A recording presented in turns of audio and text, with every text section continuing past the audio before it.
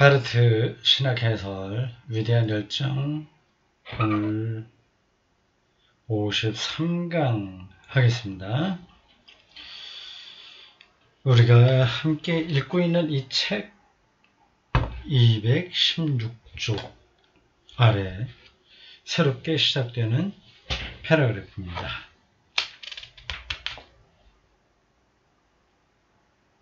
자유 문제를 다루고 있어요. 참 뛰어난 신학자 역시 접근하는 방식이 다릅니다.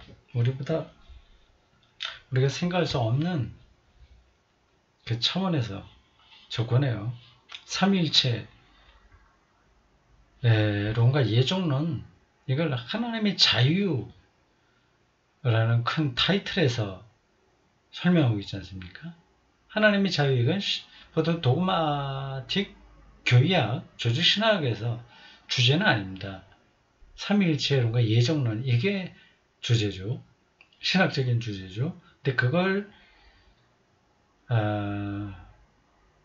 하나님의 자유라는 오히려 설교 제목과 같은 이런 타이틀로 설명하고 있습니다. 자유의 문제요. 삼위일체론과 예정론을 자유 개념으로 접근한다는 그 발상이 뛰어난 거죠. 쉽지 않습니다. 하나님의 자유를 이야기하지만 거기에 인간의 자유가 따라가는 거죠. 자, 오늘도 우리 한 수 배운다는 생각으로 읽어보겠습니다. 하나님이 자유를 사용하실 때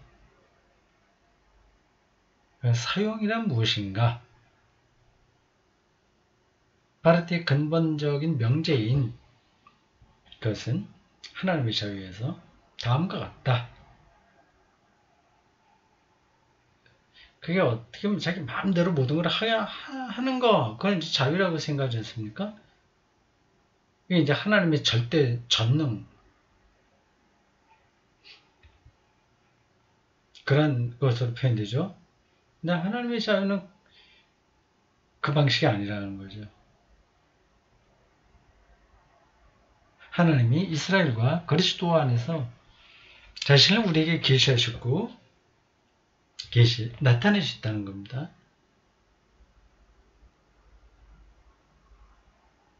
한 가지 특정한 선택을 행하는 방식으로 계시하셨다. 계시하셨다 그러면 되지, 특정한 선택을 행한다. 선택하실 때 이스라엘을 선택하시고 그리스도를 선택했다. 그 뜻인가 보죠. 그 선택 후에 다시 취소할 수 있는 우연한 선택이 아니면 취소될 수는 없어요. 갱신될 뿐이죠. 예수에게서는 완성됐으니 갱신도 아니죠. 완료죠.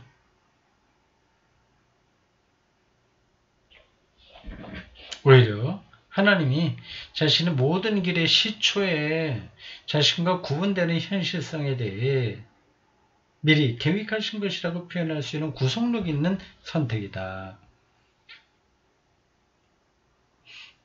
구속력 있는 선택이 예정이라고 표현됐습니다. 이런 그리기가 좀 까다롭죠. 잘 와닿지 않죠. 우연한 선택이 아니라 하나님이 자신의 모든 길의 시초에 자신과 구분되는 현실성에 대해 미리 계획하신 것이라고 표현할 수 있는 구속력 있는 선택이다. 말도 길고. 다시요. 그 문장 보겠습니다. 그 선택, 이스라엘 선택한 거고 그리스도를 선택한 건데, 그 선택은 중간에 있는 거 다 빼고 문장을 일단 보시면 됩니다. 그는 취소할 수 있는 우연한 선택이 아니다. 그리고 또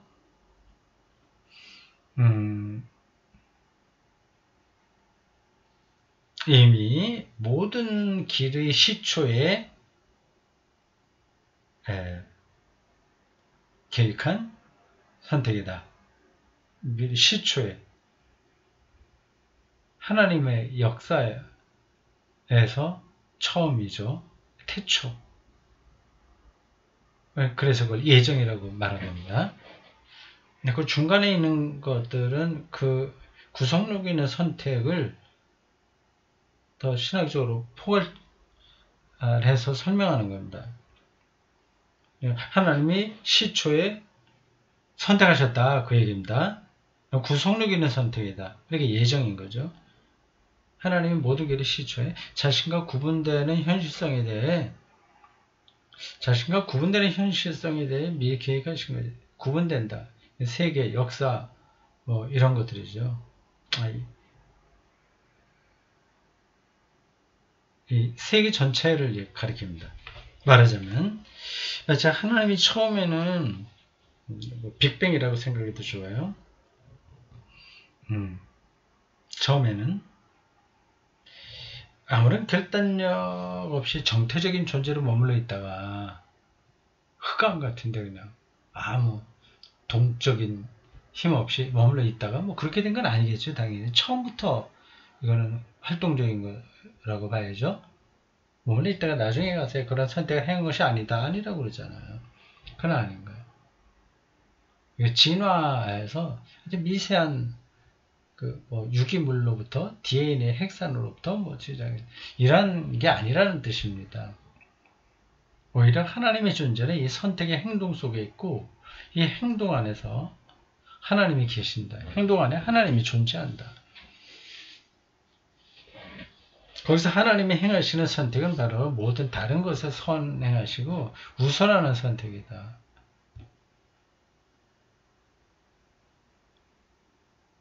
우리는 하나님을 계시 안에서 생각할 수 있는 것과 결코 다르게 생각할 수 없다. 하나님은 그렇게 자기를 드러내는 방식으로 존재하시는 거예요. 계시 안에는 하나님의 선택이 발생한다. 선택한다는 것. 또는 전통적인 표현대로 예정한다는 것은 바르트에게 자유, 자기 규정, 자율성의 현대적 개념들과 동의하다. 자유, 자기 규정, 자기 누구다 이렇게 하는 거, 규정하는 거, 자기 규정이에요. 자율성,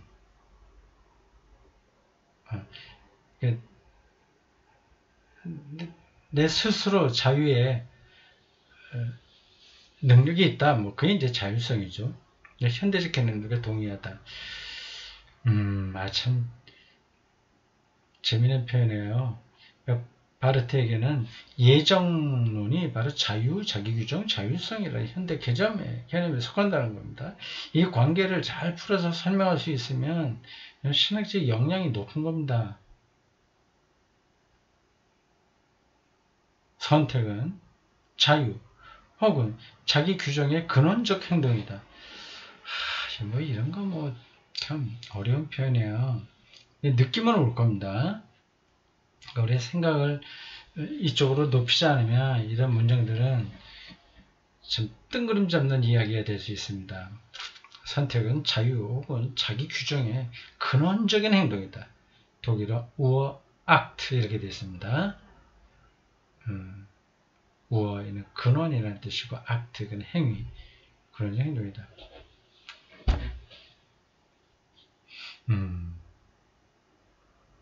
선택하지 않는 자는 낯선 규정의 존재이며 자유롭지 못하다.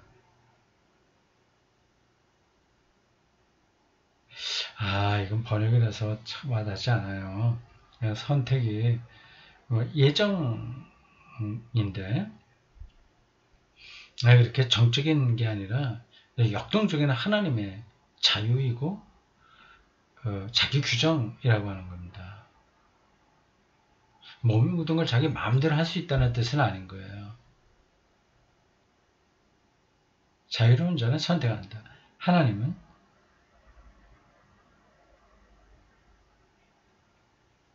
어떻게 선택하시며 또 무엇을 선택하시는가? 바르트의 대답은 이렇다. 하나님의 선택은 은혜의 선택이다. 은혜의 선택. 하나님의 선택이 자체가 은혜라고 하는 겁니다. 우리가 그리스도인이 됐다고 하는 것은 어떤 의무, 중압감, 책임감 이게 아니라 은혜인 거죠. 선물을 받은 거죠. 은혜의 선택은 하나님이 자기 자신에 대해서는 인간과의 연합을 선택하셨고 동시에 인간에 대해 다시요. 은혜의 선택은 하나님이 자기 자신에 대해서는 인간과의 연합을 선택하셨고 은혜의 선택은 그냥 인간과 연합하는 거다. 거고 동시에 인간에 대해서는 하나님 자신과의 연합을 선택하셨다.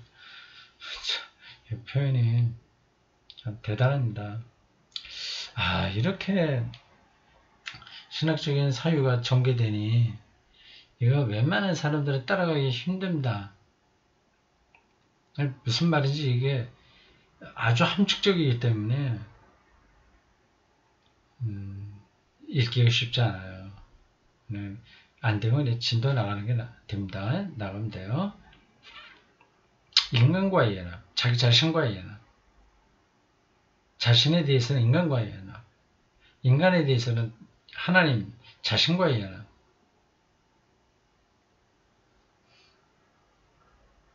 하나님이 인간이 되셨다.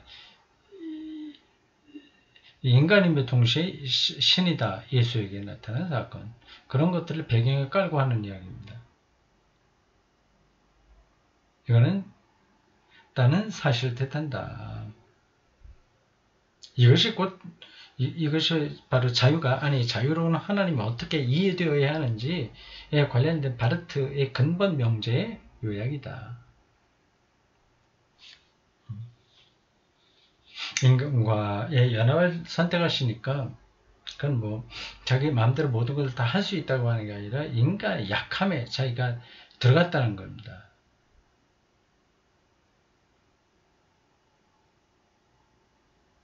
자기를 그렇게 낮춤으로써 자기 자유가 제한되는 것까지 받아들이는 자유. 이게 삼위일체 하나님의 자유인 거죠.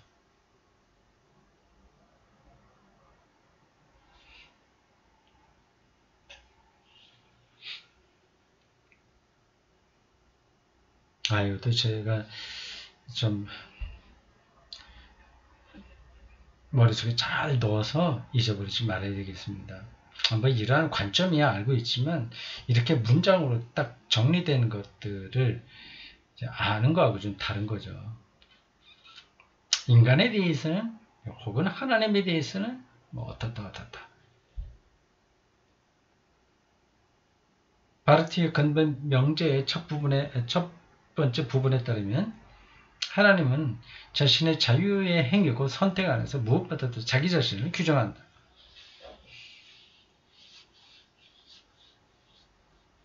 그리스도를 규정했으니 거기에 자기가 연합하는 거죠. 공존하는 거죠. 이것의 의미는 하나님의 자유가 이미 이와 같은 최초의 계기부터 하나님이 어떤 타자에 대해 마음대로 처분을 내리는 자유적인 것이 아니라는 사실이다. 인간과 연합했으면 거기에 자기가 제한받는 거죠. 마음대로 자기가 처분할 수 있는 대상으로 인간을 처리하는 게 아닌 겁니다. 오히려 하나님의 자유는 최초의 시점부터 불가피하게 임의로 처리하는 객체들로 다루어야 하는 타자들에 대한 규정이 아니다. 군대 장군이 밑에 부하들을 여기 가고 저기 보내고 전쟁하면서 막 보내듯이 이런 게 아니라는 뜻입니다. 다시 읽으면서 이 자유론이 하나님의 자유가 삼위일체와 예정론과 연관된다고 하는 것을 오늘 다시 한 번 더 깊이 깨달았습니다. 이렇게 접근이 돼요.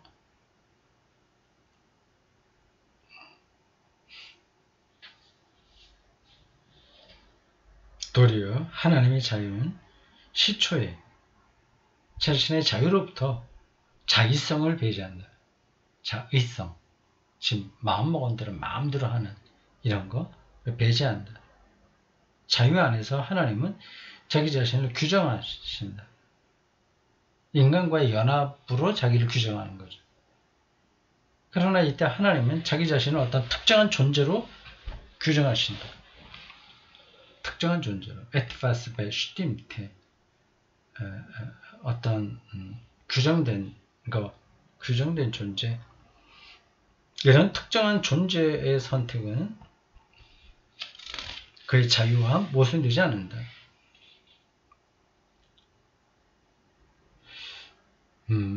자기 자유에 모순되지 않는다.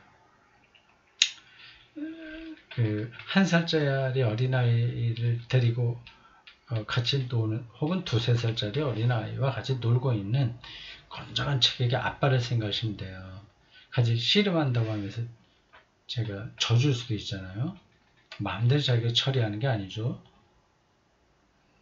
아이에게 진다고 해서 그 아버지의 능력이 없어지는 건 아닙니다. 그의 신체적 자유가 훼손되는 건 아니에요. 약간 비슷하게 생각하면 됩니다.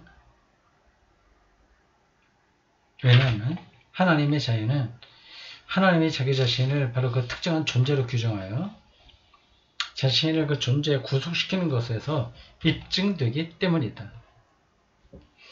바르타는 이렇게 직선적으로 말한다. 인용한 문장입니다. 하나님은 자기 자신에 대해 제약되는 것을 선택하신다. 신약 성경에 그런 표현들이 많이 나오죠. 낮추셨다는 것. 말하자면 하나님의 자유는 절대 능력에 대한 하나님 자신의 저항이다. 와, 이렇게 표현할 줄 알아요. 절대 능력에 대한 하나님 자신의 저항이다. 여기서 이와 같은 모순이 하나님의 부자유를 의미하지 않는다. 하나님께서는 그런 전능성, 그 어떤 무제약적인 전능 능력을 배제한다는 바로 그 사실에서 진정으로 자유로우시다.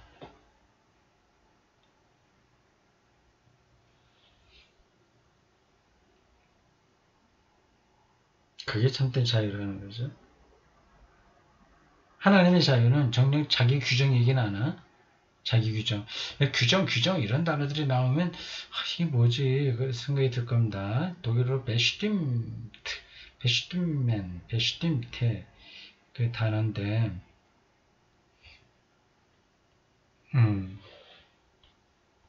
나는 목사다, 뭐 이런 것들이 제 규정입니다.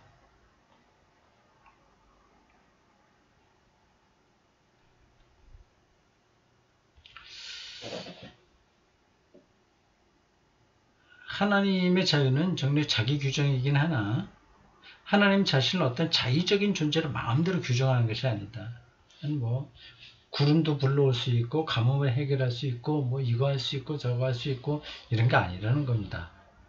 오히려 하나님의 자유는 본질에서 연합으로서의 자기 규정이다. 연합, Gemeinschaft,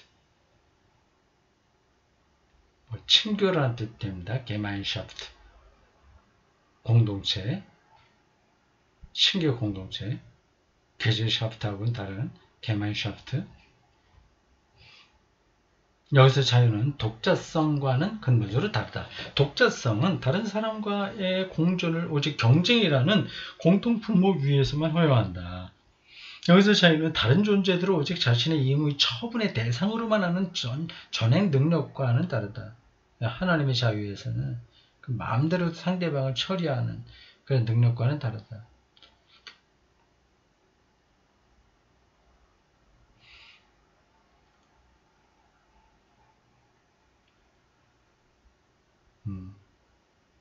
뭐 현대인들은 다 그런 식으로 살기를 원하죠.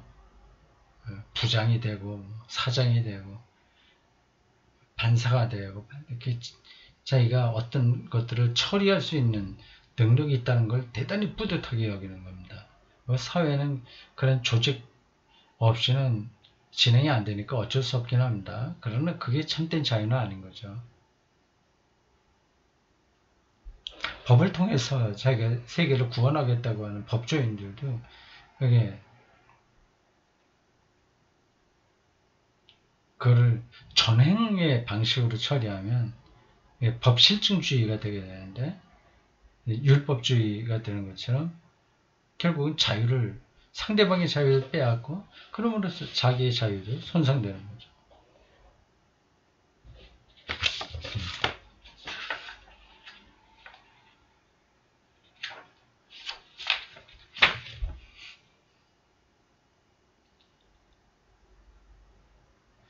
네, 6월 21일 설교 두려워하지 말라. 저도 그런 대목에 다뤄줬습니다. 사람들이 두려워하는 이유는 자기가 어떻게 될까봐 자기의 처분 능력, 돈이라든지 지위라든지 이런 것들이 좀 약해져가고 자기 힘을 발휘할 그러한 능력이 없어진다거나 어디로부터 지배받는가봐 하는 데 있거든요. 그래서 그 두려워하는 조건들을 잠깐 피하고 두려워하지 않을 수 있는 조건들을 확대하는 방식으로 살아가게 되는데 그런 방식의 삶에서 인간이 두려워하지 않을 수 있을까? 그걸 벗어날 수 있을까? 이게 아니거든요. 자유롭지 못한 겁니다. 아무리 자기의 재량, 처부권이 있다고 하더라도 자유롭지 못하면 두려움에서 벗어날 수 없는 거죠.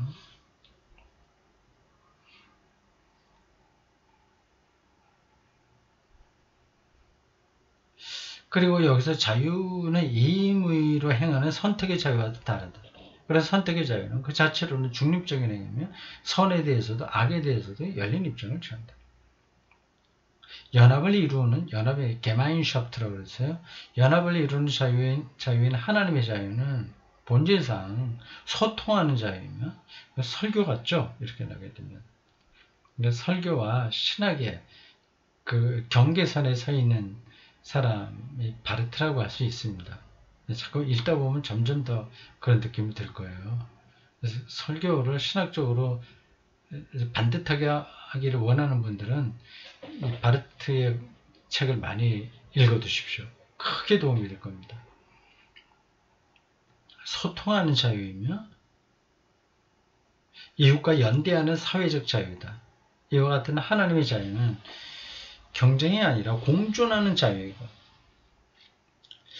이게 인간이 사는 사회에서 가능할까요? 경쟁이 없이 공존하는 사회? 그런 자유? 타자를 희생시켜서 하는 자유가 아니라 타자를 배려하는 그들을 위한 그들과 함께하는 자유다. 뭐 설교지 뭐 이렇게 됩니다. 또 하나 하나님의 자유는 타자에 반대하여 자신을 관철시키기 위한 독단적인 자기 주장이 아니다. 나아가 하나님의 자유는 우리가 하나님의 공존의 대상이 바로 죄인임을 생각하는 죄인과 함께 하시니까 인간을 사랑하셔서 하나님 자신을 전적으로 그리고 가장 진지하게 의문에 처하게 하시려는 준비된 자세를 내포하고 있다. 하지만 이것은 마조히즘, 피학대 음란증, 자기를 학대함으로써 쾌감을 느끼는 이러한 이타적 자기 희생을 의미하지 않는다. 심리적인 문제가 아니라는 겁니다. 그래서 하나님의 자유이며 그렇게 실현되는 하나님의 자기 규정이지만 사랑으로의 자기 규정이다. 심리적 자기 학대가 아니라 사랑의 능력인 거죠. 그렇게 해서 바르트에게 하나님은 자유 가운데 사랑하는 존재가 된다. 자유 가운데 사랑하는 존재. 자유와 사랑이 이렇게 또 연결이 됩니다. 반복하자면 바르트에게서 관건은 계시 속에 있는 하나님의 행동을 설명하는 것이다. 계시는 하나님이 그 속에서 자기 자신을 정의하는 것을 의미한다. 정의하거나 규정하는 거죠. 그래서 우리는 공존을 위한 자유 외에 어떤 다른 것을 하나님의 자유로 고려할 수 없다. 죄인인 우리와 공존하는 하나님의 자유. 십자가에 처형당하는 자와 공존하는 하나님의 자유.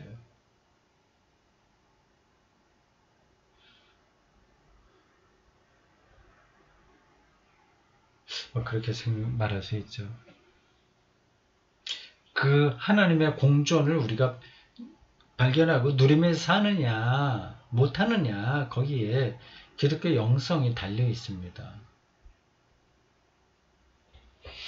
그러나 공존 곧 사랑 안에서의 존재는 오늘도 좋은 거 배웠어요. 공존과 사랑, 자유 같이 연결돼요. 자유, 공존, 사랑. 자유, 공존, 사랑. 하나님의 자유는 공존하는 자유이고 그것은 사랑의 능력이다. 그래서 존재하는 자유를 해체하거나 지향하지 않는다. 하나님이 마치 자신의 선택에 이르기까지는 자유롭다가 그 다음에는 얽매이게 되는 방식의 어떤 공존을 말하는 것이 아니다. 하나님은 공존을 향해 이걸 우리에게 익숙한 말로 바꾸면 종교로 성서 언어로 바꾸면 하나님이 공존한다고 하는 이 말을 바꾸면 임마누엘이죠. 하나님이 함께 하시다.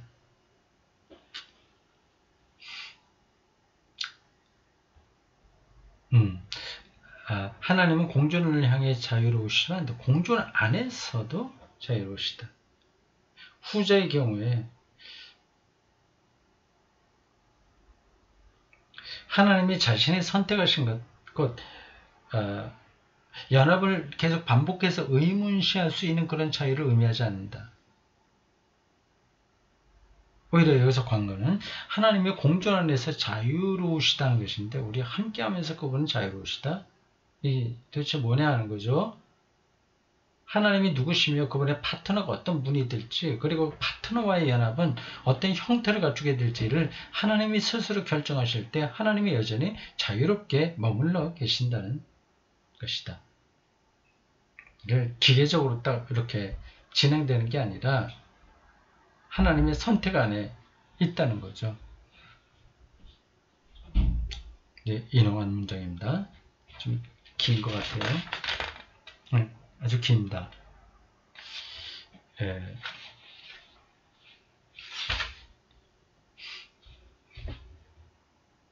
요거 인용한 부분만 읽으면 오늘 강도 마치시겠습니다. 하나님은 자유롭게 진노하실 수 있고 자유롭게 자비를 베풀 수 있으며 자유롭게 축복하기도 하시고 자유롭게 벌을 내리시기도 한다. 우리를 죽이는데도 자유로우시고 표현이 굉장히 직접적입니다. 살리는데도 자유로우시며 우리를 하늘나라로 올리는데도 자유로우시고 지옥으로 떨어뜨리는데도 자유로우시다. 우리의 몸과 영혼을 지옥에 떨어뜨리는 자유. 자유로우신 하나님은 피조물에게 전적으로 내적으로 현존하실 수 있고 이 생명의 폭발 자연에 그런데 내적으로 현존할 수 있고 그와 동시에 하나님 자신인 채 그대로 완전히 외적으로 현존하실 수도 있다. 우리 내재하면서 초월한다는 뜻입니다. 그 자유로 지금 얘기를 하고 있어요. 우리가 공존하는 것은 내재하는 거죠. 내적으로 현존하는 거죠. 이 모든 것이 하나님 자신의 선택하시고 창조하신 형태, 곧 하나님과 피조물 사이의 관계와 연합의 형태다. 여기서 핵심은 하나님의 자유가 내재할 수도 있고 초월할 수도 있다고 하는 겁니다.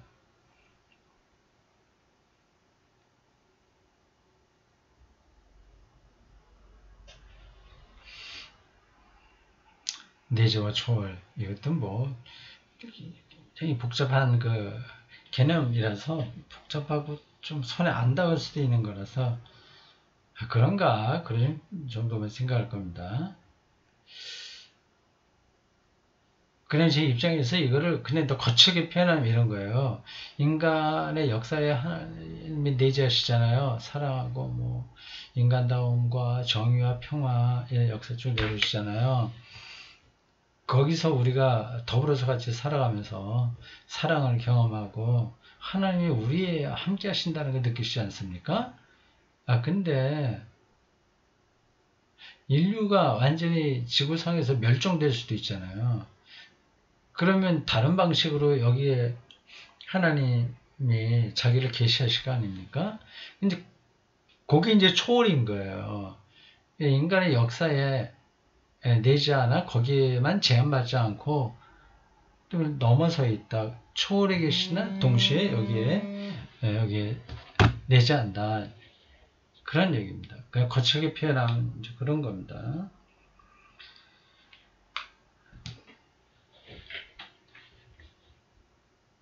예수 그리스도 안에 있는 하나님의 계시 그 자체가 표면상으로는 상호 구분되어 보이고 모순된 것으로 보이는 이 모든 가능성을 내포하고 있다.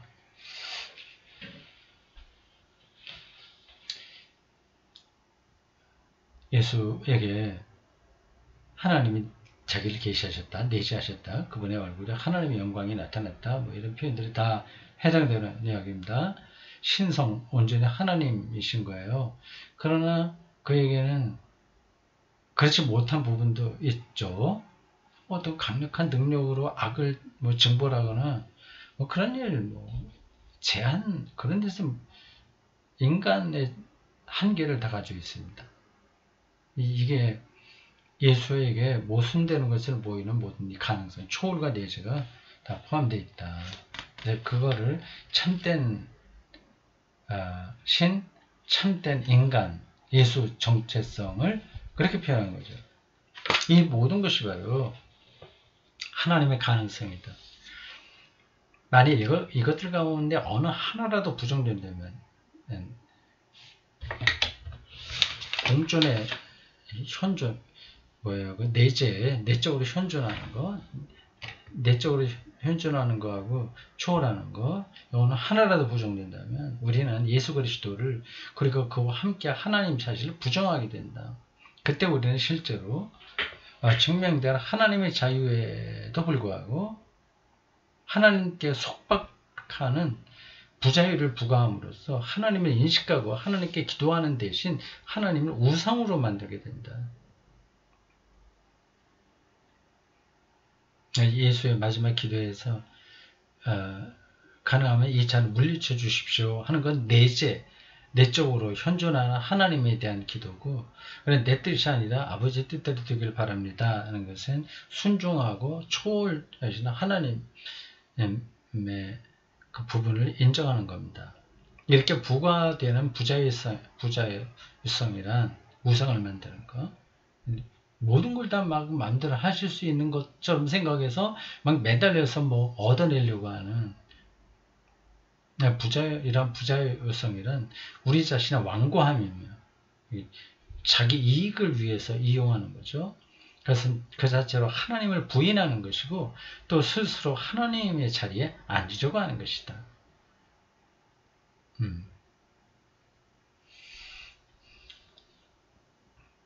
사람들이 이러한 태도를 바꾸지는 못할 겁니다. 거기서 만족을 느끼거든요. 사실은 그게 참된 만족이 아닌데 진짜 보석을 모르니까 가짜 보석에 자꾸 매달리는 거하고 비슷한 겁니다. 오늘도 우리 재미있는 부분을 읽었어요. 여러분들 반복해서도 읽어보십시오. 네, 여기까지입니다. 수고했습니다.